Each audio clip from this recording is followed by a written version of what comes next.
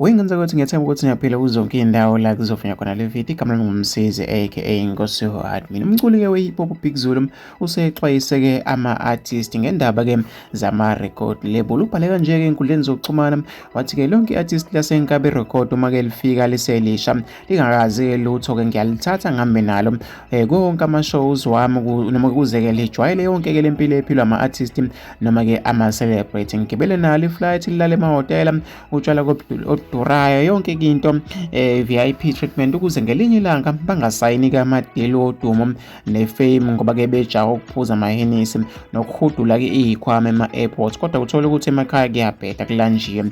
We can't always blame ama-record company ngenxa-ke yokuwoka kwe-artist ngoba bayanikwa ama-contract kodwa-ke abawafundi and abafuni usizo ngoba-ke about contract mawuthi uyamsiza uvela abona ukuthi-ke uyambambezela or usumdlela umona ngoba-ke ejahe ukusayina.